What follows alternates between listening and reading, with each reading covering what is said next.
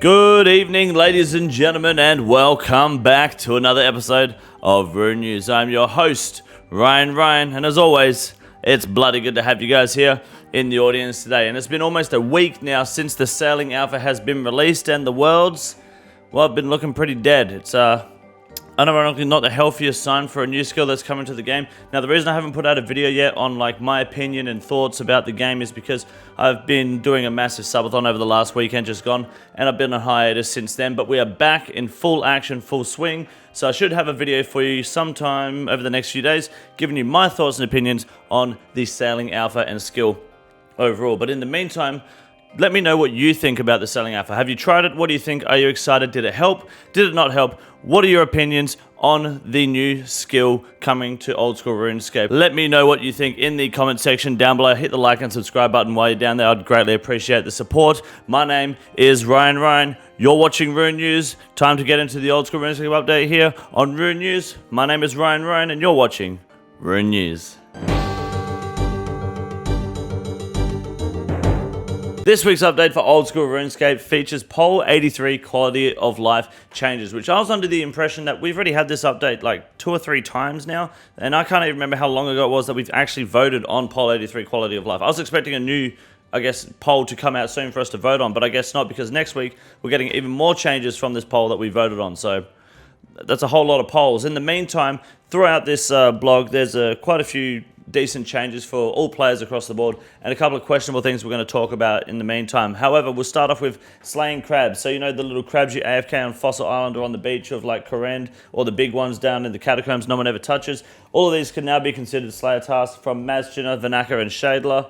I can't see them being very big or highly efficient slayer tasks to try and farm just crabs, but if you get the task, now it's time to go and fight someone for a spot on Fossil Island to get yourself some 50 Slayer XP per AFK crab kill.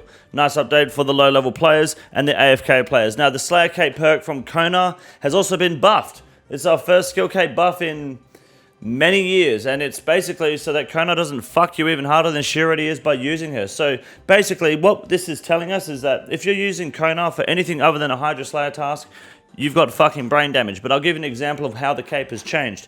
Basically, if you get black demons in the catacombs and then you use your Slayer Cape and it triggers, so Kona gives you the same task again, typically it would be black demons in your asshole instead. But now it'll give you black demons in the catacombs again. It'll keep the location the same. Just remember, if you're using Kona for anything other than the Hydra, but I want the brimstone keys, you're a dickhead, waste of time. It's not worth using a worse Slayer Master that gives you dog shit or restricted locations for a 100k key when you can just not be, a retard. Moving on. Explorer's Ring no longer has the dialogue box. You can just cast it from your inventory, I'm pretty sure. Or maybe just right-click Alchemy, I'm not sure. I think they said they were going to make it so if you have the ring in your inventory and Alch runes, it'll prioritize your ring charges first if you use it from your spellbook. It's actually not clear here, but maybe that's a change coming later that we voted on, I can't remember. Farming contracts, apparently people are complaining that it takes too long to press, 1 or 2 more boxes of dialogue, so they can just go take another hard contract. Awesome. Quality of life. Ferrying changes to the map. This is where Jagex really shows their fucking talents in the development departments. Regardless of gender, this shit here has been added to the Oldschool Runescape map. This shit that RuneLight's had for 6-7 years, Jagex is playing catch up, and they're catching up. That's a word for it, at least anyway. Thai Farm has had a massive update. This is huge. Basically, the shop looks like the usual minigame point shop now, which I like this version of the shop, by the way. This is excellent for minigames like the Forestry shop and all looks like this, and Giant's Foundry, perfect. But they've added seed packs, and this is the level 3 hard farming contract seed packs, which means white lily seeds and snake grass seeds. So if you've got Thai Farm points, whoever the hell is insane enough to farm 720 of them, I'm pretty sure that's a lot of points, you can grab some seed packs now for, that doesn't actually say, I don't think, how much. No, wait, do they cost 720, is that what it's saying down there? No, that's the balance, right? It doesn't actually say how much they're worth. So, it's safe to assume, given that it's Jagex, that they're going to be way too cheap. Go and buy some now if they seem way too cheap, because they'll probably jack the price up next week. That's what typically happens, but I guess we'll find out. Personalized settings for new accounts. So this is like Jagex, this is where you are not fucking thinking. This is a dumb idea, okay? We're gonna talk about this again in a future video, but I'm gonna give you the quick rundown now. Basically, so when you make a new account and you're on Tutorial Island, Skippy asks you if you're a new player, returning player, or experienced player. And it used to be that if you said you were an experienced player, you would skip Tutorial Island, so you didn't have to do it. They removed that because it was just, bots were just being made even faster, right? Now there's like a 5-minute delay on making a bot, big whoop. Now, instead, your choice will determine your settings. So if you say you're a beginner, I guess this enhanced skill, you'll get a fresh guide with enhanced skill descriptions.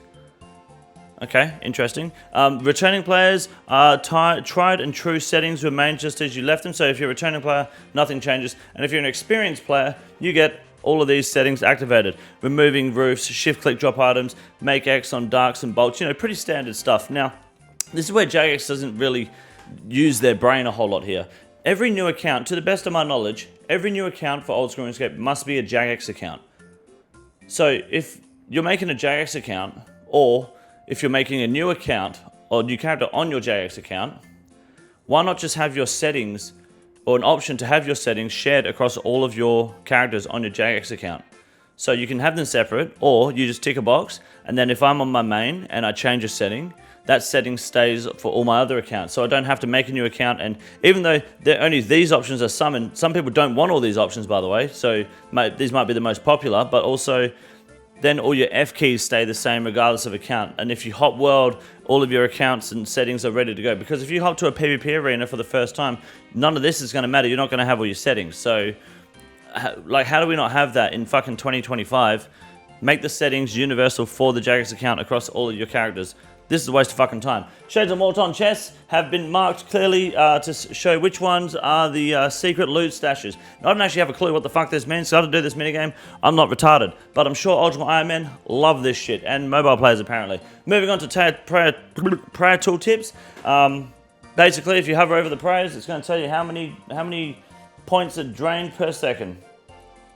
How many points per how many seconds shit's being drained, or per 6 seconds or whatever. Basically, more information that RuneLite already tells you. Skill guide summaries is going to have a new option up the top there for attack. It says attack, and it tells you what the attack skill does, which is that's pretty handy. Even though I feel like it's also pretty much common sense what each skill does. But awesome, great little tool tip for those that are learning to play the game. Now this is where shit hits the fan for the, I guess, player support. So player support update, we are getting a massive change in a roadmap in April, I believe it's that they said. They announced this like last month, where they're going to make some massive changes, and we're going to be seeing new improvements and ways for Jagex to help the players with bans, reports, lost accounts, all sorts of shit. Basically, player support, people don't believe in it at the moment at Jagex. So what they've done is they've kind of stepped ahead and surprised us with some player support improvements that we get nice and early. A nice little treat, nice little snack for us to nibble on while we wait for the big, juicy meal coming very soon. This is the entree. Unfortunately, the entree here is just a big steaming pile of shit on a plate, served cold as fuck. So basically what they've done here is they said that 89% of you have said that you'd value receiving confirmation when your cheating reports lead to action. So basically, if you report a player, you have no idea if they're actually getting banned or not. You don't know if it's actually a good report. Now Jagex will let us know. We'll get a message in our little Jagex inbox saying, hey, your report on insert username here was successful and they've been banned. If you don't get a message, then they weren't a bot or they just didn't get banned. Now this is awesome. In hindsight, this is great. A lot of other games do this. I love it when Escape from Tarkov does that, right? The problem with this update here, or this, I guess, edition, which makes sense why it's come out now so easy and so fast for them to do, is because I'm not convinced Jagex can tell who the fuck is a bot and who's a real player. Go to LMS, go to fucking vampires, blood shards. I was streaming the other day and we were in the Smoke Devil cave. I was killing smoke devils for a slay task, and there was a bot there just fucking whipping away, picking up every rune item. And someone in the chat managed to actually break the bot by dropping items off screen and putting a cannon base down so that he stands there for 5 minutes looking at it. But can they actually tell who's a bot and who's not? I guess we're going to find out. Very interesting update to add. Convenient that it seems to be the first and easiest to do. Hopefully we get to see some actual confirmation soon and not some false reports. More emote looping. So now pretty much every single emote has been looped, I would imagine. Looks good. Keen to be dancing, partying every day, 24/7. Merch update, which no, fuck off. Permanent dead man changes, dead content, no one cares. Other changes, I don't think there's anything. Oh yeah, there is. This is massive for Hardcore Ironman. First other change here. Logging out in the Theatre of Blood alternative mascot while you have an escape crystal in your inventory will now consume the crystal and teleport you outside of the raid on login, preserving any Hardcore Ironman status you might have. Hardcore Ironman has been out for what, like 8 years, 7 years, 6 years, a long fucking time. And the whole time, if you were in TOB, when TOB came out, and then TOA, if you were in the raid and you get DC'd, that's it, you're dead. That's only if you're in a boss room, by the way. If you were in the lobby or between rooms, you were safe, it was fine. But if you were in a room, like you were, say, in Nilo's, or you were in Verzik, or you were in Bubba, for example, and it logs you out, like you get DC'd, internet dies, you lose your hardcore status. Nothing you can do about it. Jagex won't return it. GG. Now, I mean, it's taken this time, but this is a big update. Now, if you have an escape crystal in your inventory, which if you don't have one on your hardcore, you are a dumbass. It'll now teleport you out to safety and you won't lose your status. So that is a massive change, very big improvement there. LMS is no longer on Osworlds, which is convenient because I'm getting super racist this week, so I'm going to have to save all that energy for next week. Better luck next time, I guess. Fuck me. That is going to be it, ladies and gentlemen, this week for the Old School RuneScape updates. The quality of life changes are, you know, they're there. They're beautiful. We did vote on them at some point. I'm sure next week is going to be more changes from this poll, which I have no idea what they're going to be because I don't remember doing the actual vote itself. Can't remember what it says, but this does mean we'll get a new quality of life poll update soon, or I guess poll proposal soon. Hopefully it's skill cape changes to the perks of skill capes. Could be anything. Who fucking knows? Until then, my name is Ryan, and now I'm going to give you guys the Grand Exchange update over here with Wade Green. Suck a dick. See you in a minute. Dog shit. Good evening, ladies and gentlemen, and welcome back to the Grand Exchange segment for Rune News. My name is Wade Green, and this week we have a nice announcement for you guys to enjoy. Using code CONDOR20 will get you 20% off your first purchase over here at Nevski Exotics. Make sure you check out the link down below in the description for all of your completely legal THCA cannabis products that can be shipped to you worldwide, straight to your doorstep. Code CONDOR20, 20% off. Don't fucking miss out. Great product, great price. Papa bless. Speaking of great products and great price, we've got the Echo Venator Bow Ornament Kit rising in price. And didn't we call this back in December, January, when they came into the market? Jagex fucked up for the first week by not letting it be tradable, and the price plummeted. Everyone got scammed. Now they're starting to rise again. Now they're 1/10 for the price they deserve to be, but they're on the way there. They keep trending upwards. Obviously, today's not been updated because Jagex at Modash has just been too busy at the moment trying to get all these little updates and knickknacks ready together. But in the meantime, the Venator Bow Kit's rising. All of the Echo League Ornament Kits are rising in price. And we're going to see them keep rising until we get the announcements of Leagues 6. Probably later in anticipation for 2026. So keep an eye on all of your league rewards, boys, because we're sure to see some sort of announcement within the next 6 months of a new league, hopefully maybe at the next summit, and that will give us some more insight onto where these prices will head. They'll likely rise until the league points shop opens and then drop again, so best time to invest for that long-term return. Now, the biggest loss this week here at Rune News with the Grand Exchange update with Wade Green is the sword page, more often referred to as the sword pants, the literal toilet paper of the game. 664 GP and dropping hard, and here's why. Who the fuck is using the Tome of Earth and what for? Why, who, when, where, what? No one, nothing. Horrible item, there's no value. The problem here is that the standard spellbook is just shit. Even with the elemental weaknesses, it just doesn't hold any value there unless you're using very specific spells in places like air in barrows or fire in maybe the nightmare or some specific areas that are weak to fire like Cox. There's a few very niche places, but otherwise, honestly, it's just not worth your time. These are an invaluable drop. It's not worth farming the Huey Coddle, so please, everyone stay out of the Huey while I sit there and farm it for the hides and then, you know, maybe make a bit more money and some coins. So if everyone can stay away from the Huey, not worth farming as you can clearly see, that'd be great. Now, as we've been watching the Cypher Vitur quite closely recently, you can see that it's a bit jagged over here, trying to figure out where it sits in the market. This will likely be the first mega rare to hit max cash stack, especially with the boss of Yama and the Delve boss coming to the game very soon. Yama coming, I believe, like next month. That's the rumor, at least. Anyway, sometime mid-April, we should see Yama come to the game, and this price of the scythe is about to skyrocket to the moon. And luckily for us, it's cheap enough to make a quick investment before we spike up. And even if it doesn't spike up to max cash, you're going to make a juicy at least 40 mil per scythe anyway. So we've got 10, 15, 20 scythes banked up, ready to go. Make sure you guys don't risk it if you can't afford it. Getting a scythe when you can. Go to Tob and start farming. Maybe get a scythe drop yourself. So that way you've made pure profit. You've made big value. And just remember, if you're on We Do Raids in their Discord, in their clan, searching for Tob teams and a scythe drops in your name in We Do Raids, absolutely do not split.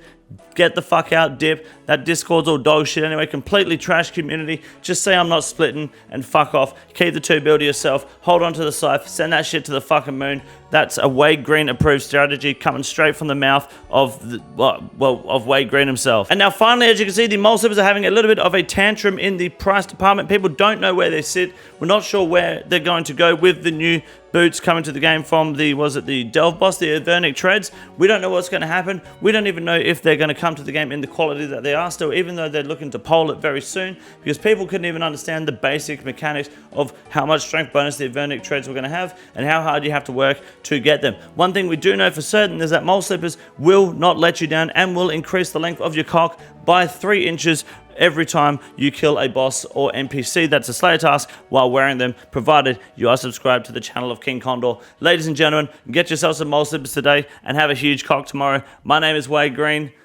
Have a good night.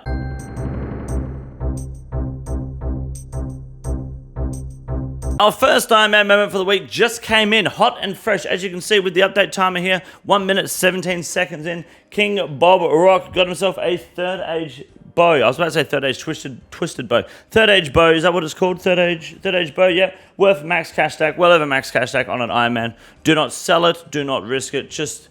That's a beautiful item to have. Fucking keep the cunt, man. That's awesome. Good luck on the rollback. Our second Ironman moment is coming in hot from Based Unk on the complete other end of the spectrum from King Bob Rock, sending in his Kraken collection log here, which looks absolutely fucking normal and standard to every other player. There's nothing...